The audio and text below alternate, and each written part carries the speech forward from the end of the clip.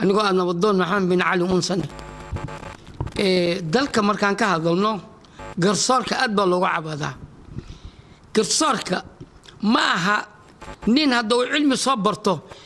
isla waqtigii in xafiis u aado waxaa ka horeeya hadduu cilmigu soo barto garsoorkii ka horeeyay oo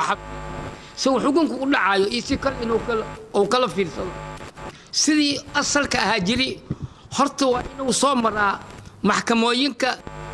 u dhacayo sidii tafniidka loo sameeyo inuu kala barto hadda waxa loo yiraahdaa waa garsoor maxuu yahay garsoor wala soo wada labada xaruuf soo bartay waxba uu xukumi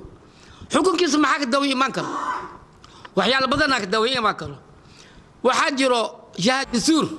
shahaad ninba marag baalis kaga furaya xukunkii lagu ridaya dhibaato ma aha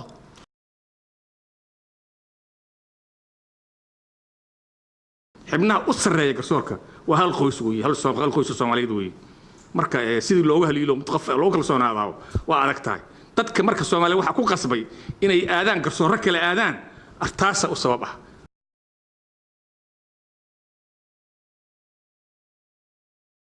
gudoomiyaha maxkamadda sare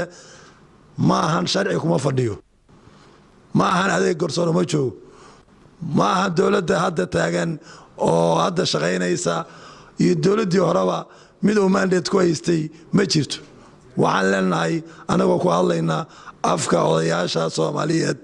dowladda federaalka iyo xukuumadda waxaan leenahay waxaa la rabaa shacabku adeeg daacada oo garsoor u baahan yahay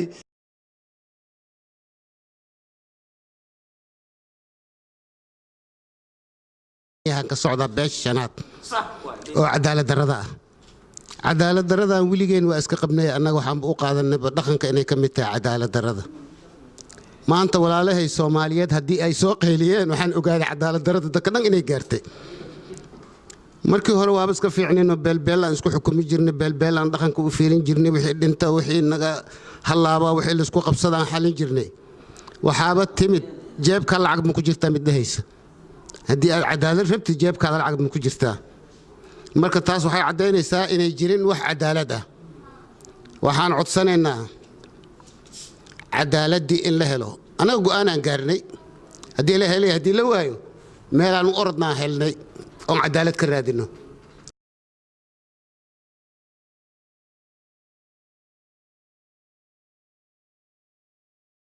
laakiin garsoor ahaan iyo ficil ahaan iyo fulin ahaan male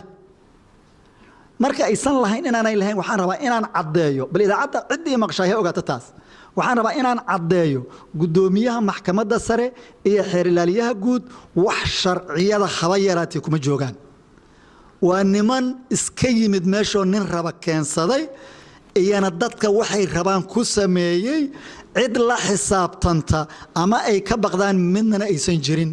haddii loo baahdana inta maqasho iyo inta maanta joogtay qaada anaa lay weydiinoo cadeymaheedii keenayo waxaa kaloo intaas dheerno cadeymaheedii keenaa maanta oo ay halkan yaallaan in gudoomiyaha maxkamadda sare xafiiskiisa laga abaabulo dukumiintiyo been abuura oo dadka lagu dhaco anaa lay weydiinaa amaamullaahina anaa lay weydiinaa adduunka inta la weydiiyana inta la joogana aniga maxkamadha lay soo saaro maxkamad transparency leh oo garsoorayaalku fadhiyaan miidiyahana loo fasaxo oo aan ahayn maa uriikum ilaa maa araa hadda waxay nagu haystaan waa intaas maa uriikum ilaa maa araa annaga maaha intiina kale wax ma arki kartaan waxna yeelan kartaan waxna ma ogaan kartaan intaasay nagu haystaan labadani